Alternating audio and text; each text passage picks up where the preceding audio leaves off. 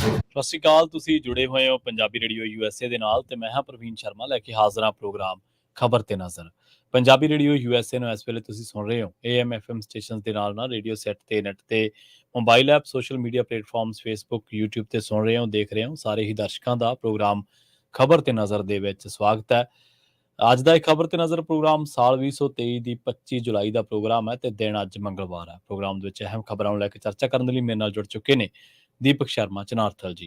ਸ਼ਰਮਾ ਜੀ, ਸਤਿ ਸ਼੍ਰੀ ਅਕਾਲ ਜੀ। ਸਵਾਗਤ ਹੈ ਜੀ ਪੰਜਾਬੀ ਰੇਡੀਓ US। ਸਤਿ ਸ਼੍ਰੀ ਅਕਾਲ ਪ੍ਰਵੀਨ ਜੀ, ਸਾਰੇ ਦਰਸ਼ਕਾਂ ਨੂੰ ਸਰੋਤਿਆਂ ਨੂੰ ਮੇਰੀ ਪਿਆਰ ਭਰੀ ਸਤਿ ਸ਼੍ਰੀ ਅਕਾਲ ਜੀ। ਪ੍ਰੋਗਰਾਮ ਦੇ ਵਿੱਚ ਅੱਗੇ ਵਧਣ ਤੋਂ ਪਹਿਲਾਂ ਦੱਸਦੇ ਚੱਲੀਏ ਕਿ ਅੱਜ ਸਾਲ 2023 ਦੀ 25 ਜੁਲਾਈ ਦਾ ਪ੍ਰੋਗਰਾਮ ਹੈ ਤੇ ਦਿਨ ਅੱਜ ਮੰਗਲਵਾਰ ਹੈ। ਪ੍ਰੋਗਰਾਮ ਨੂੰ ਸਪਾਂਸਰ ਕਰਦੇ ਨੇ ਖਾਲਸਾ ਇੰਸ਼ੋਰੈਂਸ ਏਜੰਸੀ ਵਾਲੇ, ਜਿਨ੍ਹਾਂ ਤੋਂ ਤੁਸੀਂ ਹਰ ਤਰੀਕੇ ਦੀ ਇੰਸ਼ੋਰੈਂਸ ਲੈ ਸਕਦੇ ਹੋ।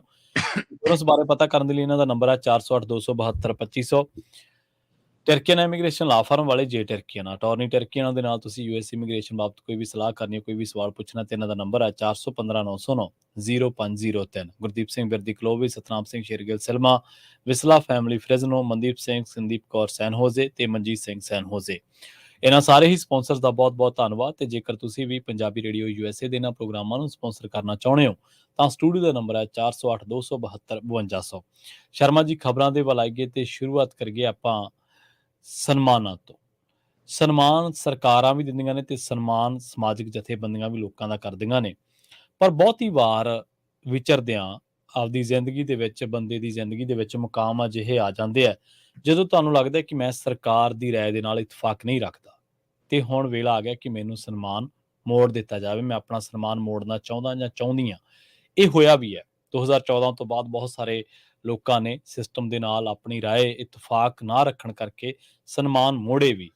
ਇਹ ਤੁਹਾਡੀ ਨਿੱਜੀ ਸਲਾਹ ਤੇ ਨਿੱਜੀ ਮਰਜ਼ੀ ਤੇ ਡਿਪੈਂਡ ਗੱਲ ਹੈ, ਪਰ ਖਬਰ ਕਹਿ ਰਹੀ ਹੈ ਕਿ ਹੁਣ ਰੋਸ ਵਜੋਂ ਸਨਮਾਨ ਮੋੜਨ ਤੇ ਪਾਬੰਦੀ ਲੱਗ ਗਈ ਹੈ। ਹਾਂ, ਬਿਲਕੁਲ ਪ੍ਰਵੀਨ ਜੀ, ਇਹ ਗੱਲ ਤੁਹਾਡੀ ਦਰੁਸਤ ਹੈ ਕਿ ਹੁਣ ਤੁਸੀਂ ਜੇਕਰ ਰੋਸ ਪ੍ਰਗਟਾਉਂਦੇ ਆ ਆਪਣਾ ਕੋਈ ਮਾਣ, ਆਪਣਾ ਸਨਮਾਨ, ਆਪਣਾ ਕੋਈ ਮੈਡਲ, ਆਪਣੀ ਕੋਈ ਜਿੱਤ ਦਾ ਦਸਤਾਵੇਜ਼ ਜਾਂ ਤੁਹਾਨੂੰ ਕੋਈ ਸਰਕਾਰ ਵੱਲੋਂ ਵੱਡੇ ਕੋਈ ਰਤਨ, ਸਨਮਾਨ, ਪੁਰਸਕਾਰ, ਪਦਮ ਸ਼੍ਰੀ ਜਾਂ ਕੁਝ ਮਿਲੇ ਨੇ ਤੇ ਤੁਸੀਂ ਰੋਸ ਵਜੋਂ ਮੋੜੋਗੇ ਤਾਂ ਹੁਣ ਮੋੜ ਨਹੀਂ ਸਕੋਗੇ। ਉਸ ਨੂੰ ਮੋੜਨ ਦਾ ਤੁਸੀਂ ਐਲਾਨ ਨਹੀਂ ਕਰ ਸਕੋਗੇ, ਉਸ ਨੂੰ ਮੀਡੀਆ 'ਚ ਪ੍ਰਚਾਰ ਪ੍ਰਸਾਰ ਨਹੀਂ ਸਕੋਗੇ। ਭਾਰਤ ਸਰਕਾਰ ਇਸ ਮਸਲੇ ਤੇ ਰੋਕ ਲਾਉਣ ਲਈ ਇੱਕ ਰੂਪਰੇਖਾ ਉਲੀਕ ਕੇ ਸਾਹਮਣੇ ਆ ਗਈ ਹੈ ਔਰ ਉਹ ਰੂਪਰੇਖਾ ਤੈਅ ਹੋ ਗਿਆ। ਬਿਲਕੁਲ ਤੁਸੀਂ ਜਿਵੇਂ ਦਰੁਸਤ ਫਰਮਾਇਆ ਕਿ 2014-15 ਤੋਂ ਜਿਹੋ ਜਿਹਾ ਦੌਰ ਭਾਰਤ ਸ਼ੁਰੂ ਹੋਇਆ, ਪਰ ਮੈਂ ਤਾਂ ਉਦੋਂ ਪਿੱਛੇ ਤੱਕ ਦੀ ਜੇਕਰ ਗੱਲ ਕਰਾਂ ਤਾਂ ਤੁਸੀਂ ਗੌਰ ਕਰੋ ਕਿ ਕਦੋਂ ਕਦੋਂ ਅਸੀਂ ਰੋਸ ਵਜੋਂ ਆਪਣੇ ਸਨਮਾਨ ਮੋੜੇ ਨੇ। 84 ਇਸ ਦਾ ਬਹੁਤ ਵੱਡਾ ਗਵਾਹ ਹੈ ਕਿ 84 ਦੇ ਵਿੱਚ ਫੌਜ ਦੇ ਅਧਿਕਾਰੀਆਂ ਵੱਲੋਂ, ਫੌਜ 'ਚ ਕੰਮ ਕਰਦੇ ਜਵਾਨਾਂ ਵੱਲੋਂ, ਫੌਜ ਦੇ ਵਿੱਚ ਕੁਰਬਾਨ ਹੋਣ ਦੇ ਬਦਲੇ ਮਿਲੇ ਪਰਿਵਾਰ ਨੂੰ ਜਿਹੜੇ ਮੈਡਲ ਸੀਗੇ ਉਹਨਾਂ ਨੂੰ, ਉਹਨਾਂ ਸਨਮਾਨਾਂ ਨੂੰ ਐਨ, ਜਾਂ ਕਈਆਂ ਨੇ ਨੌਕਰੀਆਂ ਤੱਕ ਆਪਣੀਆਂ ਛੱਡੀਆਂ। ਕਈ ਹੋਰ ਸਾਹਿਤਕਾਰਾਂ, ਲੇਖਕਾਂ, ਵੱਡੇ ਦੁਨੀਆ ਭਰ ਦੇ ਵਿੱਚ ਵੱਸਦੇ ਭਾਰਤ ਦੇ ਕਿੰਨੇ ਲੋਕਾਂ ਨੇ ਉਹ ਸਨਮਾਨ ਆਪਣੇ ਮੋੜੇ ਸੀ। ਉਹ ਰੋਸ ਸੀਗਾ ਜੀ ਜੀ। ਤੇ ਉਸ ਤੋਂ ਬਾਅਦ ਜਿਹੜੀ ਤੁਸੀਂ ਗੱਲ ਕਰ ਰਹੇ ਹੋ 2014-15 ਤਾਂ ਲੰਬੀ ਲਿਸਟ ਹੈ, ਚਾਹੇ ਉਹ ਲੇਖਕਾਂ ਦੇ ਹਵਾਲੇ ਨਾਲ, ਚਾਹੇ ਉਹ ਅਸਹਿਣਸ਼ੀਲਤਾ ਦੇ ਹਵਾਲੇ ਨਾਲ, ਚਾਹੇ ਉਹ ਇਹਨਾਂ ਜਿਹੋ ਜਿਹੀ ਨੀਤੀਆਂ ਸੀ ਉਹਨਾਂ ਦੇ ਹਵਾਲੇ ਨਾਲ, ਕਿੰਨਾ ਕੁਛ ਸਾਹਮਣੇ ਆਇਆ। ਕਿੰਨੀਆਂ ਧਿਰਾਂ ਜਿਹਨੇ ਲੇਖਕ, ਪੱਤਰਕਾਰਾਂ, ਕਵੀਆਂ ਨੂੰ ਅੰਦਰ ਦਿੱਤਾ, ਉਹਦੇ ਰੋਸ ਵਜੋਂ ਕਿੰਨਿਆਂ ਨੇ। ਫਿਰ 2021-22 ਲੰਘ ਕੇ ਗਿਆ ਕਿਸਾਨ ਅੰਦੋਲਨ। ਉਸ ਦੌਰਾਨ ਪੰਜਾਬ ਦੇ, ਹਰਿਆਣਾ ਦੇ ਵੱਡੇ ਸਾਹਿਤਕਾਰਾਂ ਨੇ, ਲੇਖਕਾਂ ਨੇ ਪਦਮ ਸ਼੍ਰੀ ਤੱਕ, ਸ਼੍ਰੋਮਣੀ ਸਾਹਿਤਕਾਰ ਪੁਰਸਕਾਰ ਤੱਕ ਵਾਪਸ ਕਰਨ ਦਾ ਐਲਾਨ ਕੀਤਾ। ਇਹ ਵੱਖਰੀ ਗੱਲ ਹੈ ਕਿ ਸਰਕਾਰਾਂ ਨੇ ਵਾਪਸ ਨਹੀਂ ਲਏ, ਪਰ ਉਹਨਾਂ ਨੇ ਸਾਹਮਣੇ ਆ ਕੇ ਕਿਹਾ ਕਿ ਆ ਚੱਕੋ, ਸਾਨੂੰ ਨਹੀਂ ਲੋੜ। ਸੋ ਫਿਰ ਉਸ ਤੋਂ ਬਾਅਦ ਹੁਣ ਆ ਜੀ ਆਪਾਂ ਪਿਛਲੇ ਦਿਨੀ ਪਹਿਲਵਾਨਾਂ ਦਾ ਇੱਕ ਲੰਮਾ ਧਰਨਾ ਚੱਲਿਆ, ਜਿਹੜਾ ਅਜੇ ਵੀ ਮਾਮਲਾ ਉਸੇ ਤਰ੍ਹਾਂ ਚੱਲ ਰਿਹਾ ਤੇ ਉਸ ਮਾਮਲੇ ਦੇ ਉੱਤੇ ਉਹ ਪਹਿਲਵਾਨ ਅੱਕ ਕੇ ਗੰਗਾ 'ਚ ਬਹਾਉਣ ਚਲੇ ਗਏ ਸੀ ਆਪਣੇ ਪੁਰਸਕਾਰ ਮੈਡਲਾਂ ਨੂੰ। ਹਾਂਜੀ ਹਾਂਜੀ, ਬਿਲਕੁਲ। ਤੇ ਹੁਣ ਜੋ ਕੁਝ ਮਨੀਪੁਰ 'ਚ ਵਾਪਰ ਰਿਹਾ, ਮੈਨੂੰ ਪਤਾ ਲੱਗ ਰਿਹਾ ਮਨੀਪੁਰ ਦੇ ਕੁਝ ਖਿਡਾਰੀਆਂ ਨੇ, ਕੁਝ ਮੁੱਢਲੀਆਂ ਹਸਤੀਆਂ ਨੇ ਦੇਸ਼ ਦੇ ਗ੍ਰਹਿ ਮੰਤਰੀ ਅਮਿਤ ਸ਼ਾਹ ਨਾਲ ਮੀਟਿੰਗ ਕਰਕੇ ਉਹਨੂੰ ਇੱਛਾ ਪ੍ਰਗਟਾਈ ਹੈ ਕਿ ਅਸੀਂ ਸਨਮਾਨ ਮੋੜਨਾ ਚਾਹੁੰਦੇ ਜੀ, ਸਾਨੂੰ ਲੋੜ ਨਹੀਂ। ਜੇਕਰ ਤੁਸੀਂ ਸਾਡੇ ਨਾਗਰਿਕਾਂ ਦਾ ਸਨਮਾਨ ਹੀ ਨਹੀਂ ਰੱਖਣਾ, ਉਹਨਾਂ ਦੀ ਇੱਜ਼ਤ ਮਾਣ ਹੀ ਨਹੀਂ ਰੱਖਣੀ, ਫਿਰ ਅਸੀਂ ਮੈਡਲ ਕੀ ਕਰਨੇ ਨੇ।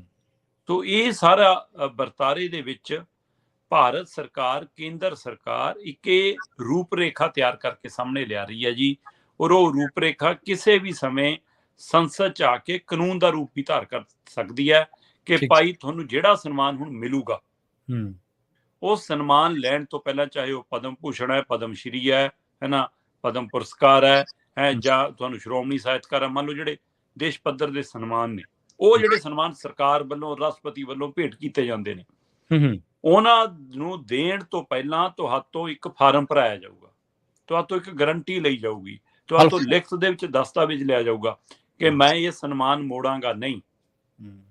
ਜੇਕਰ ਮੈਂ ਸਰਕਾਰ ਨਾਲ ਕਿਸੇ ਗੱਲ ਉੱਤੇ ਸਹਿਮਤ ਨਾ ਵੀ ਹੋਇਆ, ਮੇਰੀ ਮਤ ਨਾ ਵੀ ਮਿਲਦੀ ਹੋਈ, ਤਾਂ ਵੀ ਮੈਂ ਇਸ ਸਨਮਾਨ ਦਾ ਸਨਮਾਨ ਕਰਾਂਗਾ ਤੇ ਦੇਸ਼ ਦਾ ਅਪਮਾਨ ਨਾ ਹੋਵੇ, ਇਸ ਗੱਲ ਨੂੰ ਧਿਆਨ 'ਚ ਰੱਖਦਿਆਂ ਮੈਂ ਸਨਮਾਨ ਨਹੀਂ ਮੋੜਾਂਗਾ। ਕਿਸਾਨ ਅੰਦੋਲਨ ਦੇ ਦੌਰਾਨ ਪ੍ਰਵੀਨ ਜੀ ਸਾਡੇ ਮਨਾਂ 'ਚ ਆਉਂਦਾ ਸੀਗਾ ਕਿ ਇਹ ਬੜੇ ਲੋਕਾਂ ਕੋਲ ਜਾਂ ਵੱਡੀਆਂ ਹਸਤੀਆਂ ਕੋਲ ਜਾਂ ਵੱਡੇ ਕਾਰਜ ਕਰਨ ਵਾਲਿਆਂ ਕੋਲ ਤਾਂ ਮੋੜਨ ਲਈ ਬਹੁਤ ਕੁਝ ਹੈਗਾ, ਤੇ ਅਸੀਂ ਆਪਣਾ ਰੋਸਾ ਕਿਵੇਂ ਪ੍ਰਗਟਾਈਏ। ਸੋ ਮੈਂ ਅਕਸਰ ਕਰਕੇ ਸਾਡੇ ਕੋਲ ਤਾਂ ਚੀਕ ਹੈ, ਜੇ ਅਸੀਂ ਚੌਂਕ 'ਚ ਖੜ ਕੇ ਚੀਕ ਮਾਰ ਸਕਦੇ ਹਾਂ, ਇਹੀ ਸਾਡਾ ਸਮਝ ਲਓ ਕਿ ਅਸਾਂ ਭਾਈ ਸਾਰਾ ਕੁਝ ਮੋੜਤਾ ਜੇ ਸਰਕਾਰ ਸਾਨੂੰ, ਹੈ ਨਾ। ਸੋ ਪਰ ਹੁਣ ਕੀ ਸਰਕਾਰ ਸਾਡੇ ਰੋਸ ਪ੍ਰਗਟਾਉਣ ਦੇ ਤਰੀਕਿਆਂ ਤੇ ਵੀ ਬੈਨ ਲਾ ਰਹੀ ਹੈ? ਹਾਂ ਬਿਲਕੁਲ। ਕੀ ਇਹ ਸਾਡੀ ਆਜ਼ਾਦੀ ਤੇ ਵੀ ਰੋਕ ਹੈ ਕਿ ਜਿਹੜੀ ਚੀਜ਼ ਸਾਨੂੰ ਤੁਸੀਂ ਦਿੱਤੀ ਉਹ ਸਾਡੇ ਉਹਨਾਂ ਕਾਰਨਾਂ ਕਰਕੇ, ਉਹਨਾਂ ਕਾਰਜਾਂ ਕਰਕੇ ਦਿੱਤੀ। ਜੇ ਕਿਸੇ ਨੂੰ ਲੇਖਣੀ, ਚੰਗੀ ਸਮਾਜਿਕ ਚੇਤਨਾ ਵਾਲੀ ਲੇਖਣੀ ਕਰਕੇ, ਕਿਸੇ ਖਿਡਾਰੀ ਦੇ ਖੇਡ ਜਗਤ 'ਚ ਯੋਗਦਾਨ ਕਰਕੇ ਤਾਂ ਕਿ ਹੋਰਾਂ ਨੂੰ ਉਤਸ਼ਾਹਿਤ ਕਰੇ। ਪਰ ਜੇਕਰ ਸਰਕਾਰਾਂ ਹੀ ਜਿਹੜੀਆਂ ਪਹਿਲਵਾਨਾਂ ਨੇ, ਧੀਆਂ ਨੇ ਭਾਰਤ ਲਈ ਵੱਡੇ ਵੱਡੇ ਮੈਡਲ ਜਿੱਤੇ, ਹੈ ਨਾ, ਤੇ ਉਹ ਉਹਨਾਂ ਨੂੰ ਪਦਮ ਸ਼੍ਰੀ ਤੱਕ ਤੁਸੀਂ ਖੇਡ ਰਤਨ ਤੱਕ ਦੇ ਸਨਮਾਨ ਦਿੱਤੇ, ਤੇ ਹੁਣ ਤੁਸੀਂ ਉਹਨਾਂ ਦੀ ਗੱਲ ਨਾ ਸੁਣੋ। ਤੇ ਮਣੀਪੁਰ 'ਚ ਕਾਰਾ ਵਾਪਰ ਰਿਹਾ ਤੇ ਪ੍ਰਧਾਨ ਮੰਤਰੀ ਜੀ ਕਹਿੰਦੇ ਨੇ ਬਹੁਤ ਰੋਸ 'ਚ ਹੈ, ਤੇ ਉਸ ਬੰਦੇ ਨੂੰ ਦੇਖ ਕੇ ਰੋਸ ਨਹੀਂ ਆਉਂਦਾ ਜਿਹੜਾ ਸੰਸਦ 'ਚ ਤੁਸੀਂ ਸਰਾਣੇ ਬਿਠਾਇਆ ਬ੍ਰਿਜ ਭੂਸ਼ਣ ਵਰਗਾ। ਸਹੀ। ਤੇ ਫਿਰ ਕਿੱਥੇ ਔਰਤ ਦਾ ਸਨਮਾਨ ਹੈ ਜੀ? ਫਿਰ ਇਸ ਰੋਸ ਵਜੋਂ ਵੀ ਹੁਣ ਜੇ ਬੰਦਾ ਆਪਣਾ ਰੋਸ ਪ੍ਰਗਟਾਉਣਾ ਚਾਹਵੇ, ਤੁਸੀਂ ਕਹਿੰਦੇ ਹੋ ਨਾ ਤੇਰਾ ਇਹ ਰੋਸ ਪ੍ਰਗਟਾਉਣ ਦਾ ਤਰੀਕਾ ਮਨਜ਼ੂਰ ਨਹੀਂ, ਤੈਨੂੰ ਜਿਹੜਾ ਸਨਮਾਨ ਦੇਤਾ ਆਪਣੇ ਘਰੇ ਰੱਖ, ਨਾ ਅਸੀਂ ਮੈਡਲ ਮੋੜਾਂਗੇ। ਮਤਲਬ ਕਿ ਇਹਦਾ ਮਤਲਬ ਤੁਹਾਡੀ ਆਜ਼ਾਦੀ ਤੇ ਇੱਕ ਤਰ੍ਹਾਂ ਨਾਲ ਬੰਨਣ ਲਾਉਣ ਦੀ ਕੋਸ਼ਿਸ਼ ਹੈ। ਹੁਣ ਇਹ ਹੈ ਕੀ ਹੈ, ਕਿਵੇਂ ਹੋਣ ਜਾ ਰਿਹਾ ਜੀ? ਇੱਕ ਸੰਸਦੀ ਕਮੇਟੀ ਹੈ ਪ੍ਰਵੀਨ ਜੀ, ਉਹ ਸੰਸਦੀ ਕਮੇਟੀ 31 ਮੈਂਬਰੀ ਕਮੇਟੀ ਹੈ।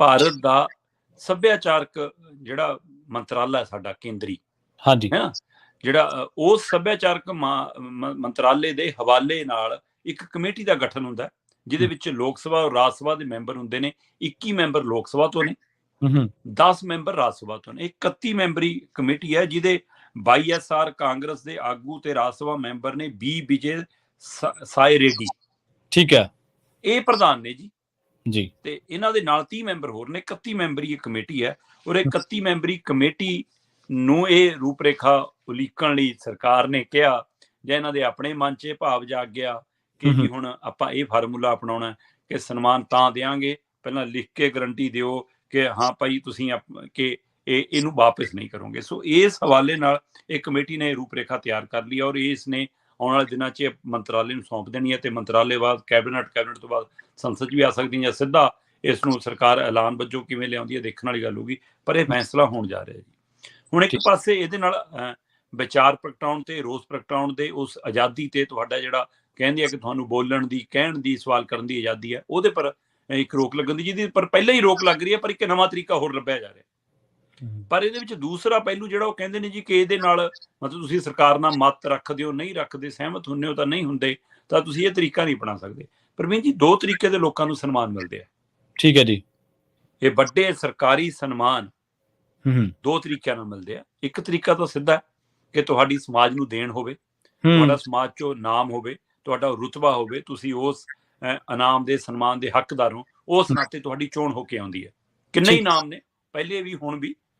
ਤੇ ਦੂਸਰਾ ਤਰੀਕਾ ਸਿੱਧਾ ਕਿ ਤੁਹਾਡੀ ਸਰਕਾਰ ਨਾਲ, ਸੱਤਾ ਨਾਲ, ਤਾਕਤ ਨਾਲ, ਮੰਤਰੀਆਂ ਨਾਲ ਸੁਰ ਮਿਲਦੀ ਹੈ, ਤੇ ਤੁਸੀਂ ਕਿੰਨਿਆਂ ਨੂੰ ਕੱਟ ਕੇ ਉਹ ਸੱਪ ਸੀੜੀ ਵਾਲਾ ਫਾਰਮੂਲਾ ਹੈ ਨਾ, ਉਹ ਪੌੜੀ ਚੜ ਜਾਂਦੀ ਹੈ ਉੱਪਰ ਨੂੰ, ਹੈ 98 ਤੇ ਜਾ ਕੇ ਬਹਿੰਦੇ ਆ। ਸੋ ਇਸ ਲਈ ਕਈ ਉਹ ਪੌੜੀ ਲਾ ਕੇ ਚੜ ਜਾਂਦੇ ਆ, ਤੇ ਜਿਹੜੇ ਪੂਰੇ ਪੜਾਅ ਸਫ਼ਰ ਕਰਦੇ ਆ ਉਹਨਾਂ ਦਾ ਹੱਕ ਮਾਰ ਲੈਂਦੇ ਆ। ਹੁਣ ਸਰਕਾਰ ਦਾ ਮੰਨਣਾ ਹੈ ਕਿ ਜਿਹੜੇ ਤਾਂ ਲੋਕ ਆਪ ਮਹਾਰੇ ਆਪਣੇ ਕਾਰਜ ਦੇ ਹਵਾਲੇ ਨਾਲ ਸਨਮਾਨ ਹਾਸਲ ਕਰਦੇ ਨੇ, ਉਹ ਤੰਗ ਵੱਧ ਕਰਦੇ ਨੇ, ਠੀਕ ਹੈ, ਕਿਉਂਕਿ ਜਿਹਨੂੰ ਮਿਲਿਆ ਹੀ ਕੰਮ ਲਈ ਹੈ ਤੇ ਉਸ ਲਈ ਉਹਨੂੰ ਤਿਆਗ ਕਰਨ ਲੱਗੇ, ਉਹ ਗਲਤ ਨੂੰ ਗਲਤ ਕਹਿਣ ਦਾ ਦਮ ਵੀ ਰੱਖਦਾ ਹੋਊਗਾ ਨਾ, ਰੱਖਦਾ ਹੋਊ, ਬਿਲਕੁਲ ਸਹੀ ਹੈ। ਪਰ ਜਿਹਨੂੰ ਮਿਲਿਆ ਹੀ ਸਰਕਾਰੀ ਤੌਰ ਤੇ ਹੈ, ਉਹਨਾਂ ਦੀ ਵਰਤੋਂ ਰਾਜਨੀਤਿਕ ਤੌਰ ਤੇ ਹੁੰਦੀ ਹੈ। ਜਿਹਨੂੰ ਹੁਣ ਵਾਲੀ ਸਰਕਾਰ 'ਚ ਮਿਲ ਗਿਆ ਤਾਂ ਹੁਣ ਵਾਲੀ ਸਰਕਾਰ ਦੀ ਗੁਣਗਾਨ ਗਾਊਗਾ। ਅਗਲੀ ਸਰਕਾਰ ਦੇ ਸਮੇਂ ਜੇ ਕੋਈ ਪੰਗਾ ਪੈ ਗਿਆ, ਉਹੀ ਸਰਕਾਰ ਜੇ ਕਹਿ ਦੇਵੇ ਪਿਛਲੀ ਵਾਲੀ ਕਿ ਮੋੜ, ਤਾਂ ਉਹ ਮੋੜਨਗੇ, ਜੋ ਕਹੂਗੀ ਨਹੀਂ ਮੋੜਨਾ ਤਾਂ ਨਹੀਂ ਮੋੜਨਗੇ, ਬਿਲਕੁਲ ਸਹੀ ਹੈ। ਸੋ ਇਹ ਦੋ ਤਰ੍ਹਾਂ ਦੇ ਲੋਕ ਨੇ। ਸੋ ਇਹਨਾਂ ਦੋਹਾਂ ਤਰ੍ਹਾਂ ਦੇ ਤਰੀਕੇ 'ਚ ਮੈਨੂੰ ਲੱਗਦਾ ਕਿ ਪਾਰਟੀਆਂ ਨੇ, ਕਿਉਂਕਿ ਰਾਜ ਸਭਾ ਔਰ ਲੋਕ ਸਭਾ ਦੇ ਮੈਂਬਰ ਨੇ, ਔਰ ਇੱਕ ਦੂਸਰੀ ਪਾਰਟੀ ਦਾ ਮੁਖੀ ਆ, ਮੈਨੂੰ ਲੱਗਦਾ ਸਾਰੀਆਂ ਪਾਰਟੀਆਂ ਨੇ ਇਸ ਮਸਲੇ ਤੇ ਇੱਕ ਮਤ ਕਰ ਲਈ ਕਿ ਜਦੋਂ ਵੀ ਸਾਡੀ ਸਰਕਾਰ ਦੇ ਸਮੇਂ ਕੋਈ ਮੋੜਦਾ ਤਾਂ ਆਪਣਾ ਹੀ ਜਲੂਸ ਨਿਕਲਦਾ।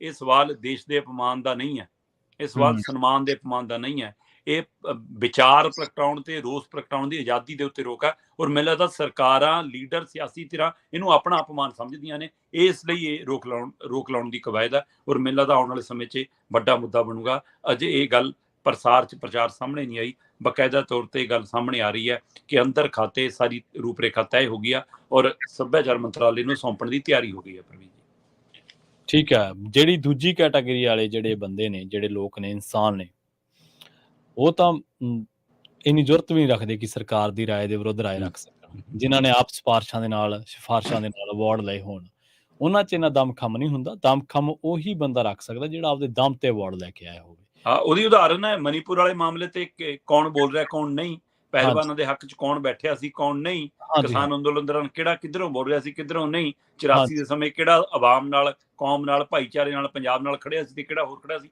ਸਾਰੀਆਂ ਉਦਾਹਰਨਾਂ ਲੰਬੀਆਂ ਹੈਗੀਆਂ ਪ੍ਰਵੀਨ ਜੀ। 33 ਰਾਈਟਰਸ ਨੇ ਜਿਨ੍ਹਾਂ ਨੇ ਹੁਣ ਤੱਕ ਸ਼ਰਮਾ ਜੀ ਸਾਹਿਤ ਅਕੈਡਮੀ ਅਵਾਰਡ ਮੋੜੇ ਨੇ। ਬਹੁਤ ਵਾਰ ਚਰਚਾ ਹੋਈ ਹੈ, ਅਜਮੇਰ ਸਿੰਘ ਔਲਖ ਹੋਰਾਂ ਨੇ ਮੋੜਿਆ, ਦਲੀਪ ਕੌਰ ਟਿਵਾਣਾ ਜੀ ਨੇ ਮੋੜਿਆ, ਬਹੁਤ ਸਾਰੇ ਲੋਕ ਨੇ ਜਿਨ੍ਹਾਂ ਨੇ। ਸੁਰਜੀਤ ਪਾਤਰ ਹੋਰਾਂ ਦਾ ਨਾਮ ਹੈਗਾ। ਹਾਂਜੀ, ਬਿਲਕੁਲ। ਇਸੇ ਤਰ੍ਹਾਂ ਆਪਣਾ ਦਰਸ਼ਨ ਬੁੱਟਰ ਹੋਰੀ ਹੈਗੇ, ਗੁਰਭਜਨ ਗਿੱਲ ਹੋਰੀ ਹੈਗੇ। ਹਾਂਜੀ, ਜੀ। ਇਹ ਇੱਕ ਮਿਸਾਲ ਹੈ ਕਿ ਤੁਸੀਂ ਜ਼ਿੰਦਾ ਹੋ ਤੇ ਜ਼ਿੰਦਾ ਹੋ ਤਾਂ ਜ਼ਿੰਦਾ ਨਜ਼ਰ ਆਣਾ ਚਾਹੀਏ, ਹਨਾ। ਇਹ ਇੱਕ ਉਰਦੂ ਦਾ ਇੱਕ ਸ਼ੇਅਰ ਵੀ ਹੈ। ਬਿਲਕੁਲ, ਤੁਸੀਂ ਜਿਉਣੇ ਹੋ, ਤੁਸੀਂ ਸੰਜੀਦਾ ਹੋ ਔਰ ਤੁਹਾਨੂੰ ਜ਼ਮਾਨੇ ਦੇ ਵਿੱਚ, ਤੁਹਾਡੇ ਮੁਆਸ਼ਰੇ ਦੇ ਵਿੱਚ ਜੋ ਗਲਤ ਹੋ ਰਿਹਾ, ਤੁਸੀਂ ਉਹਦੇ ਵਿਰੁੱਧ ਬੋਲਣ ਦੀ ਜ਼ਰੂਰਤ ਰੱਖਦੇ ਹੋ। ਬਸ ਅੱਜ ਵੀ ਮੈਨੂੰ ਪਤਾ ਬਹੁਤ ਸਾਰੇ ਲੋਕ ਐਸੇ ਨੇ ਜਿਨ੍ਹਾਂ ਕੋਲੇ ਇੱਕ ਨਹੀਂ ਬਲਕਿ 20 ਆਫਰਾਂ, 2 ਦਰਜਨ ਆਫਰਾਂ ਹੋਣਗੀਆਂ ਕਿ ਤੁਸੀਂ ਆਪਣੀ ਵਿਸਲ ਬਲੋਰਿੰਗ ਬੰਦ ਕਰੋ, ਸਾਡੀ ਵਾਲੀ ਕਤਾਰ 'ਚ ਆਓ, ਚੁੱਪ ਕਰਕੇ ਬੈਠੋ, ਨਜ਼ਾਰੇ ਮਾਣੋ।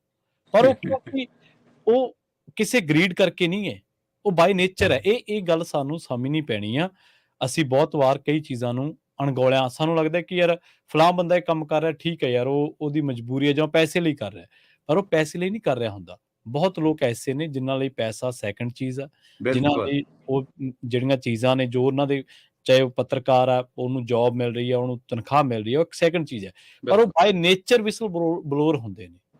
ਔਰ ਇੱਕ ਦਿਨ ਮੈਂ ਕਿਸੇ ਨਾਲ ਗੱਲ ਕਰ ਰਿਹਾ ਸੀ, ਉਹ ਇਸ ਇੰਡਸਟਰੀ ਦੇ ਸ਼ਖਸ ਸੀਗੇ ਜਿਨ੍ਹਾਂ ਨੂੰ ਵਿਸਲ ਬਲੋਇੰਗ ਤੱਕ ਦੀ ਡੈਫੀਨੇਸ਼ਨ ਨਹੀਂ ਸੀ ਪਤਾ ਕਿ ਵਿਸਲ ਬਲੋਇੰਗ ਕੀ, ਔਰ ਉਹਦੇ ਲਈ ਤੁਹਾਨੂੰ ਲਾਇਸੈਂਸ ਦੀ ਲੋੜ ਨਹੀਂ ਹੈ, ਉਹਦੇ ਲਈ ਤੁਹਾਨੂੰ ਕਿਸੇ ਤੋਂ ਮਨਜ਼ੂਰੀ ਦੀ ਲੋੜ ਨਹੀਂ ਹੈ। ਵਿਸਲ ਬਲੋਇੰਗ ਤੋਂ ਤੁਸੀਂ ਕਰ ਸਕਦੇ ਹੋ, ਬਸ਼ਰਤੇ ਇੱਕੋ ਚੀਜ਼ ਤੁਹਾਡੇ 'ਚ ਚਾਹੀਦੀ, ਉਹ ਗਟਸ ਹੋਣੀ ਚਾਹੀਦੀ, ਤੁਹਾਡੇ 'ਚ ਦਮ ਹੋਣਾ ਚਾਹੀਦਾ ਆਪਣੇ ਪੈਰਾਂ ਤੇ ਖੜਨ ਦਾ। ਅਗਲੀ ਖਬਰ ਦੇ ਵੱਲ ਵਧ ਗਏ ਤੇ ਗੱਲ ਕਰੀਏ ਲਵ ਲੈਟਰ ਮਾਮਲੇ ਦੀ। ਮੁੱਖ ਮੰਤਰੀ ਨੇ ਕਹਿੰਦੇ ਰਾਜਪਾਲ ਨੂੰ ਭਾਜੀ ਮੋੜ ਹੀ ਦਿੱਤੀ ਫਿਰ ਸ਼ਰਮਾ ਜੀ।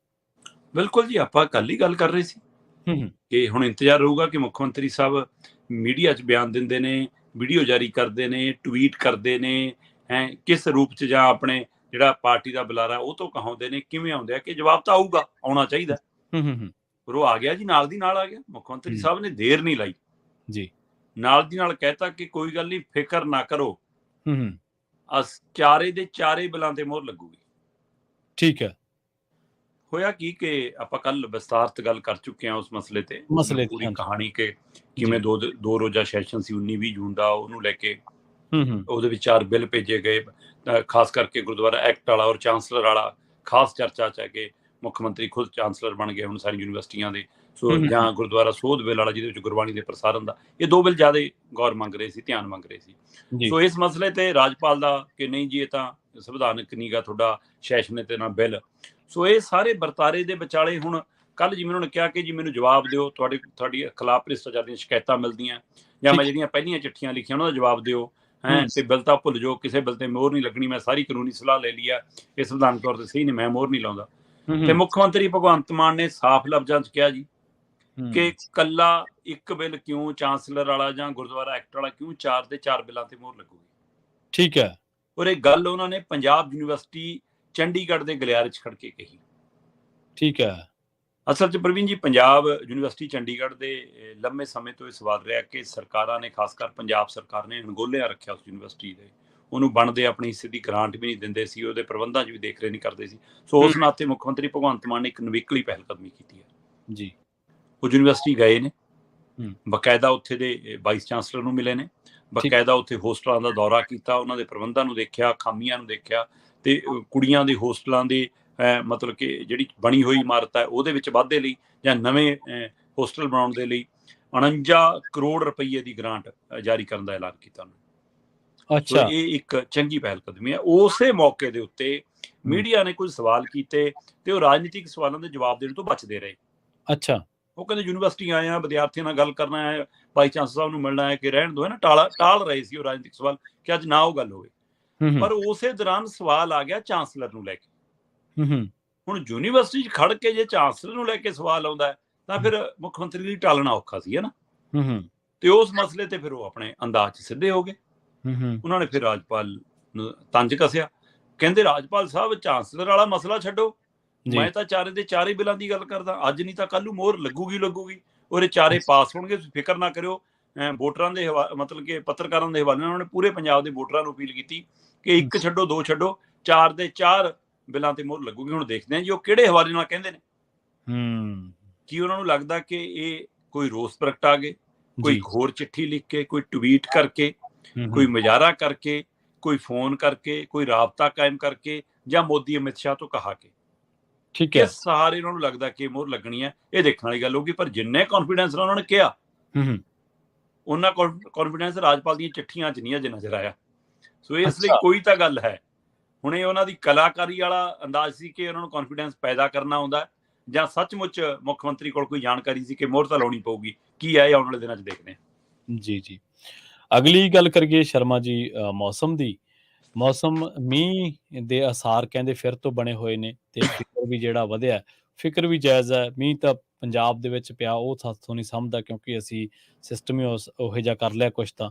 ਤੇ ਮੀਂਹ ਪਹਾੜਾਂ 'ਚ ਪੈ ਜਾਓ ਫਿਰ ਵੀ ਵੱਡੀ ਵਿਪਤਾ ਸਾਡੇ ਲਈ ਬਣ ਜਾਂਦਾ।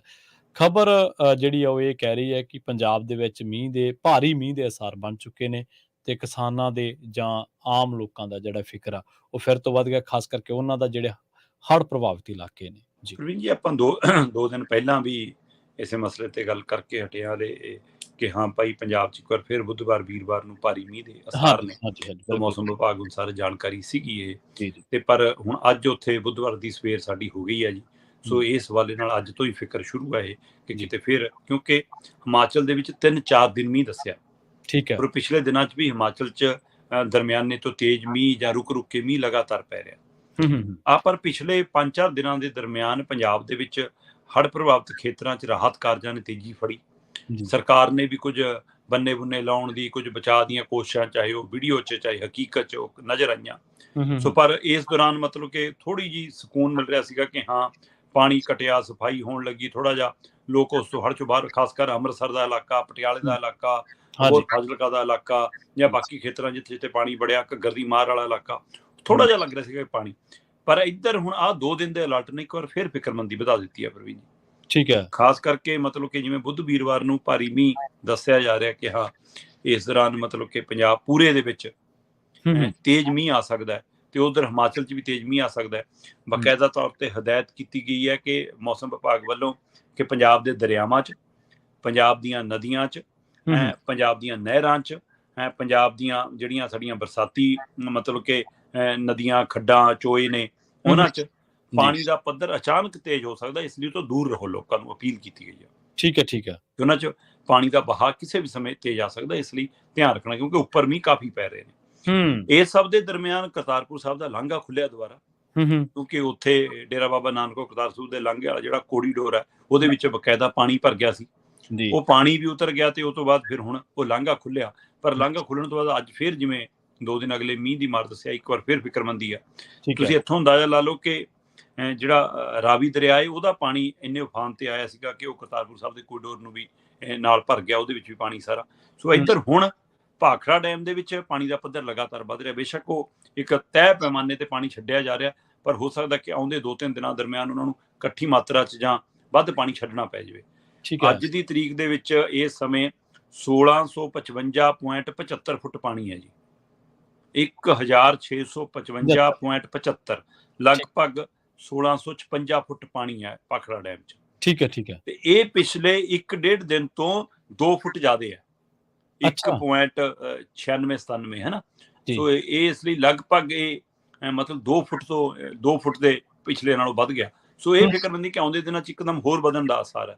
ਸੋ ਜੀ ਇਸ ਲਈ ਪੰਜਾਬ ਦੇ ਮੂਹਰੇ ਇੱਕ ਨਵੀਂ ਚੁਣੌਤੀ ਖੜੀ ਹੈ। ਬੇਸ਼ੱਕ ਉਹਦੇ ਰਾਹਤ ਕਾਰਜਾਂ ਚੋਂ ਬਾਅਦ ਜਾਂ ਕੁਛ ਮੀਂਹ ਘੱਟ ਪੈਣ ਕਾਰਨ ਥੋੜ੍ਹਾ ਜਿਹਾ ਚੋਂ ਨਿਕਲ ਰਿਹਾ ਸੀ ਪੰਜਾਬ, ਪਰ 2 ਦਿਨਾਂ ਨੇ ਫਿਕਰਮੰਦੀ ਵਧਾਈ ਹੈ ਜੀ।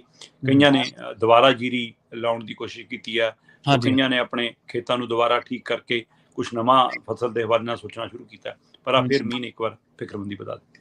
ਬਿਲਕੁਲ ਤੁਹਾਡੀ ਗੱਲ ਸਹੀ ਹੈ ਜੀ। ਜਿਨ੍ਹਾਂ ਇਲਾਕਿਆਂ 'ਚ ਪਾਣੀ ਖਿਸਕਿਆ ਸੀਗਾ, ਉੱਥੇ ਲੋਕਾਂ ਨੇ ਆਖਿਆ ਕਿ ਚਲੋ ਵੱਤਰ ਆਊਗਾ, ਫਿਰ ਵਾਵਾਂਗੇ, ਫਿਰ ਬੀਜਾਂਗੇ। ਦੇਖਦੇ ਹਾਂ ਸਾਉਣੀ ਦਾ, ਕਿਉਂਕਿ ਟਾਈਮ ਤਕਰੀਬਨ ਲੰਘਣ ਦੇ ਕਿਨਾਰੇ ਹੀ ਹੈ। ਬਿਲਕੁਲ ਬਿਲਕੁਲ ਹੁਣ ਤਾਂ ਜੇ ਉਮੀਦ ਹੈ ਤਾਂ ਉਹ ਹਾੜੀ ਤੋਂ ਆ, ਪਰ ਜੇ ਵਾਹ ਇਸੇ ਤਰ੍ਹਾਂ ਚੱਲਦਾ ਰਿਹਾ ਤੇ ਉਹ ਵੀ ਉਮੀਦਾਂ ਮੱਧਮ ਪੈ ਜਾਣਗੀਆਂ। ਔਰ ਬੜਾ ਜਨਜੀਵਨ ਜਿਹੜਾ ਉਹ ਪੰਜਾਬੀਆਂ ਦਾ ਬੁਰੇ ਤਰੀਕੇ ਦੇ ਨਾਲ ਪ੍ਰਭਾਵਿਤ ਹੋਇਆ। ਔਰ ਕਿਉਂਕਿ ਕਿਸਾਨੀ ਜ਼ਿਆਦਾ ਵਸੋਂ ਹੈ ਤੇ ਕਿਸਾਨੀ ਦੇ ਜਿਹੜੇ ਲੈਣੇ ਦੇਣੇ ਹੁੰਦੇ ਨੇ, ਕਬੀਲਦਾਰੀਆਂ, ਉਹ ਸਾਰਾ ਛਮਾਈ ਤੇ ਖੜੇ ਨੇ। ਬਿਲਕੁਲ ਹਾਂਜੀ ਬਿਲਕੁਲ, ਉਹ ਇਸੇ ਤਰ੍ਹਾਂ ਹਾੜੀ ਹੀ ਸੋਣੀ ਖੜੇ ਹੁੰਦੇ ਨੇ। ਹਾੜੀ ਵਾਲੇ ਖਰਚੇ ਸਾਉਣੀ ਤੇ ਖੜੇ ਹੁੰਦੇ ਨੇ, ਸਾਉਣੀ ਵਾਲੇ ਖਰਚੇ ਹਾੜੀ ਤੇ ਖੜੇ ਹੁੰਦੇ ਨੇ।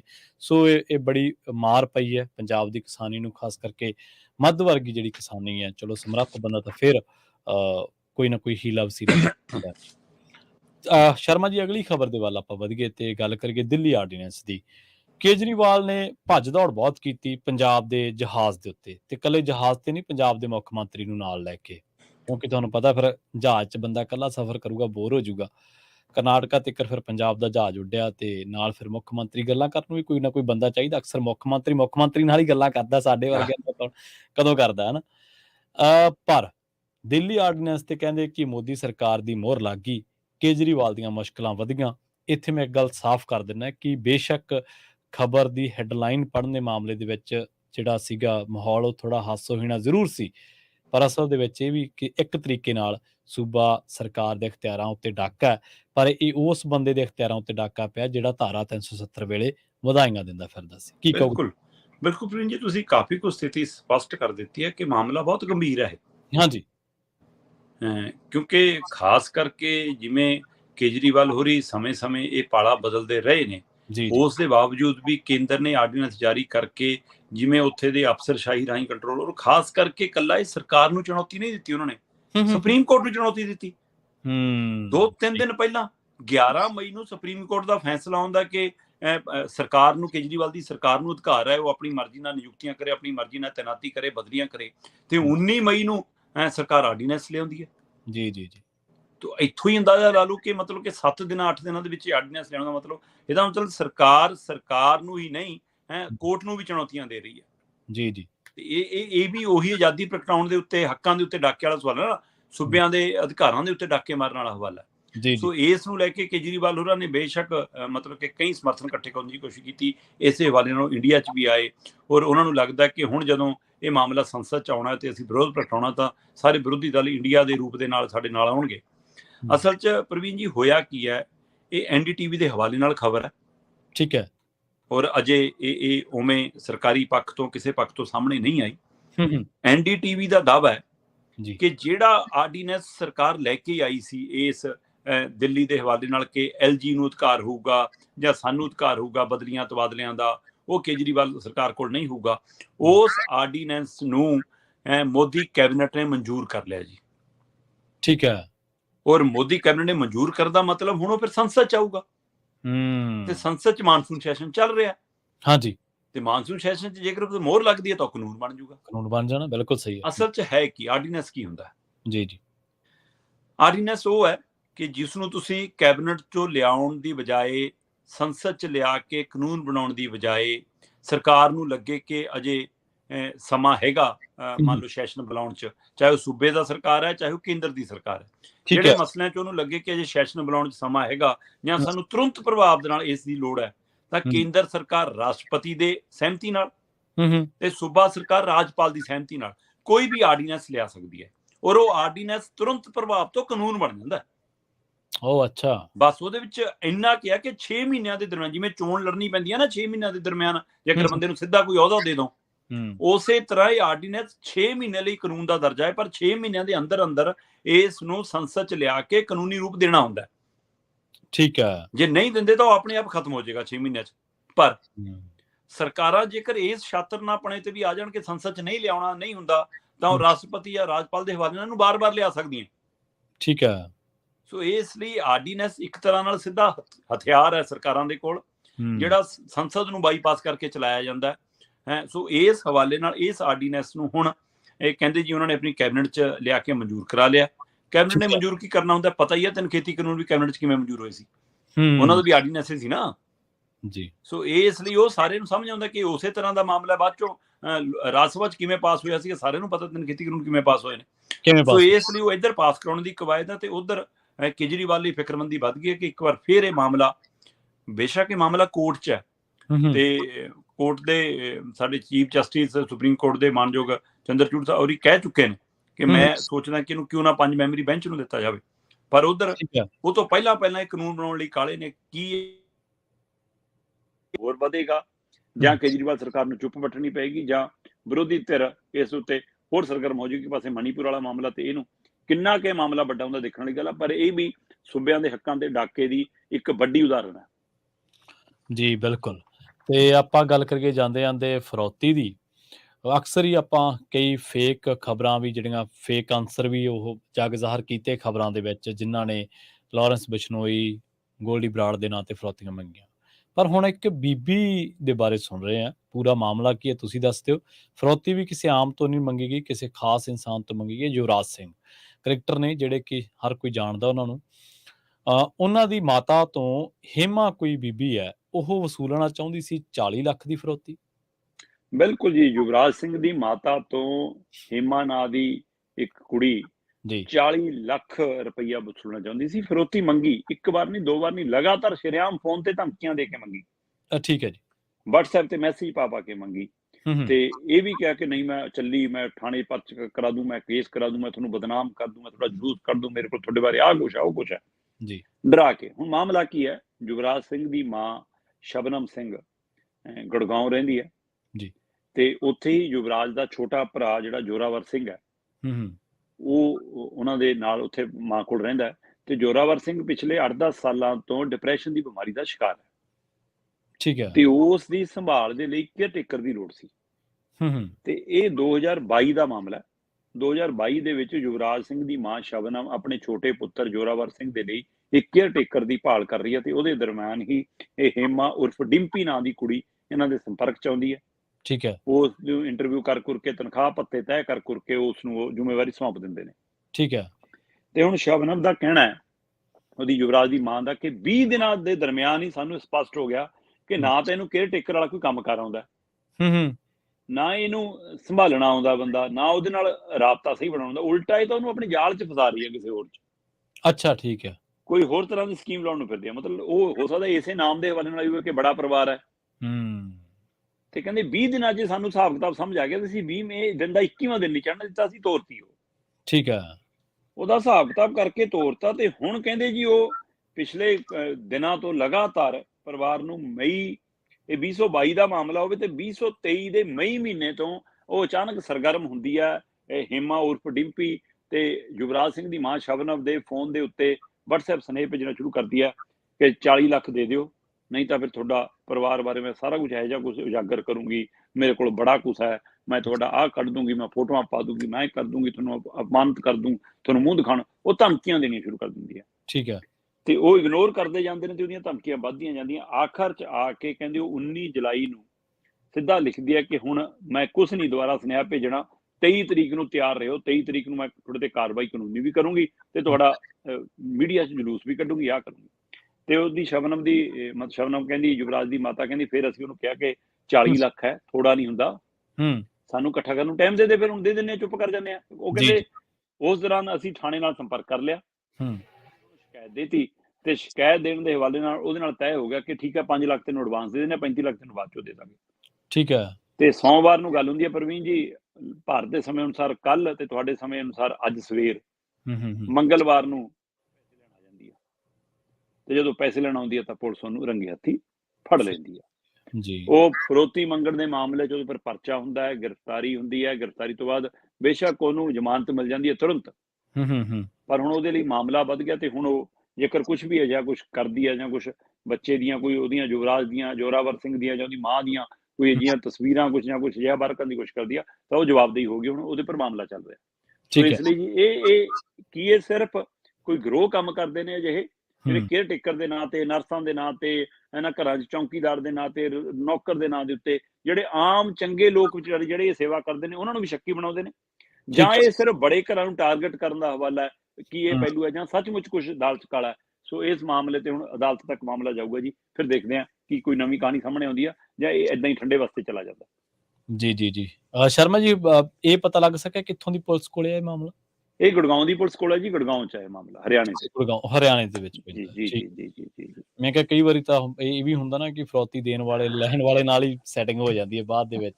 ਚਲੋ ਇਹੋ ਜਿਹੀਆਂ ਨਜ਼ੀਰਾਂ ਵੀ ਦੇਖੀਆਂ ਨੇ, ਪਰ ਜਿਹੜੇ ਵੀਆਈਪੀਜ਼ ਹੁੰਦੇ ਨੇ ਉਹਨਾਂ ਮਾਮਲਿਆਂ ਦੇ ਵਿੱਚ ਪੁਲਿਸ ਪ੍ਰਸ਼ਾਸਨ ਵੀ ਥੋੜੀ ਜਿਹੀ ਮੁਸਤੈਦੀ ਦਿਖਾਉਂਦਾ ਹੈ, ਕਿਉਂਕਿ ਪ੍ਰੈਸ ਦੇ ਵਿੱਚ ਜਦੋਂ ਮਸਲਾ ਆ ਜਾਂਦਾ ਫਿਰ ਤੁਹਾਨੂੰ ਪਤਾ ਹੀ ਹੈ। ਬਿਲਕੁਲ ਬਿਲਕੁਲ। ਸ਼ਰਮਾ ਜੀ, ਇਹਨਾਂ ਖਾਸ ਖਬਰਾਂ ਤੇ ਖਾਸ ਜਾਣਕਾਰੀਆਂ ਦੇਣ ਲਈ ਤੁਹਾਡਾ ਬਹੁਤ ਬਹੁਤ ਧੰਨਵਾਦ ਜੀ। ਬਹੁਤ ਸ਼ੁਕਰੀਆ ਬਲਵਿੰਦਰ ਜੀ, ਪ੍ਰੋਗਰਾਮ ਖਬਰ ਤੇ ਨਜ਼ਰ ਦੇ ਵਿੱਚ ਇਸ ਪ੍ਰੋਗਰਾਮ ਨੂੰ ਇੱਥੇ ਹੀ ਸਮਾਪਤ ਕਰਾਂਗੇ। ਸਮਾਂ ਇਜਾਜ਼ਤ ਨਹੀਂ ਦਿੰਦਾ। ਮੈਨੂੰ ਪ੍ਰਵੀਨ ਸ਼ਰਮਾ ਨੇ ਦਿਓ ਇਜਾਜ਼ਤ। ਜੁੜੇ ਰਹੋ ਪੰਜਾਬੀ ਰੇਡੀਓ ਯੂਐਸਏ ਦੇ ਨਾਲ। ਤੇ ਆਖਿਰ ਦੇ ਵਿੱਚ ਇੱਕ ਵਾਰ ਫਿਰ ਤੋਂ ਤੁਹਾਨੂੰ ਸਭ ਨੂੰ ਪਿਆਰ, ਸਤਿਕਾਰ, ਸਹਿਤ, ਸਤਿ ਸ਼੍ਰੀ ਅਕਾਲ। ਪੰਜਾਬੀ ਰੇਡੀਓ ਯੂਐਸਏ ਤੇ ਪ੍ਰੋਗਰਾਮਾਂ ਦਾ ਸਿਲਸਿਲਾ ਲਗਾਤਾਰ ਜਾਰੀ।